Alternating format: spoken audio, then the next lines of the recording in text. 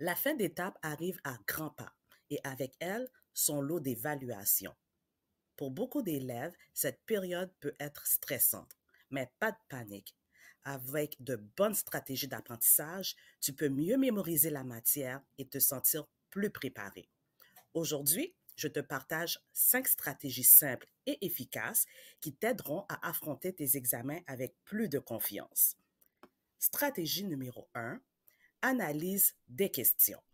Imagine que tu es le professeur et essaye de créer tes propres questions.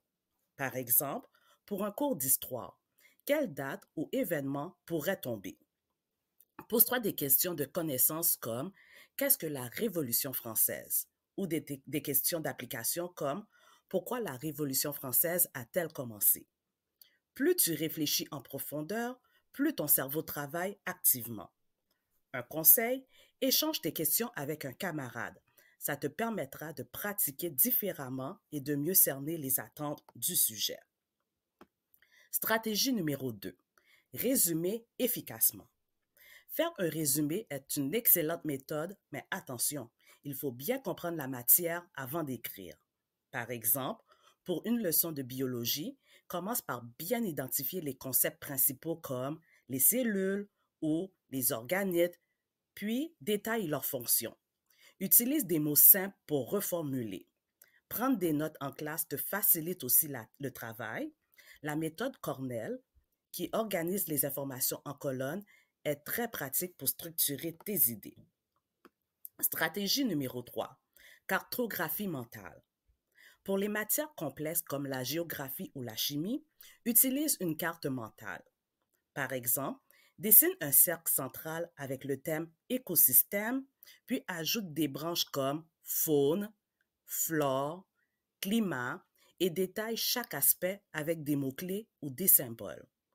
Les couleurs et les dessins activent les deux hémisphères de ton cerveau et te permettent de mieux retenir l'information. Stratégie numéro 4. Création de flashcards. Pour les définitions, formules ou vocabulaire, crée des cartes questionnaires. D'un côté, écris le terme, par exemple photosynthèse, et de l'autre, sa définition. Interroge-toi régulièrement et mets de côté les cartes où tu te trompes pour y revenir plus tard.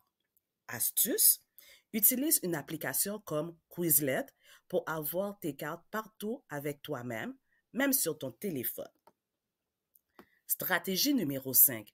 S'entraîner régulièrement. Pour les maths, les exercices sont indispensables. Reprends ceux de ton cahier ou crée de nouvelles questions.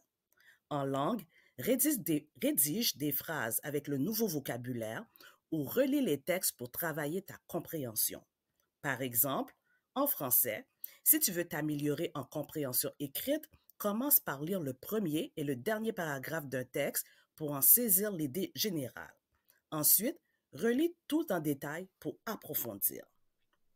En conclusion, ces 5 stratégies ne sont pas seulement des techniques, mais de vraies habitudes à développer pour mieux apprendre. Chaque élève est différent, alors teste-les et adapte-les à ce qui fonctionne le mieux pour toi. N'oublie pas non plus de prendre soin de toi. Dors bien, mange équilibré et prends des pauses régulières. Avec un peu de préparation et ces outils, tu seras prêt à relever le défi des évaluations. Bonne chance!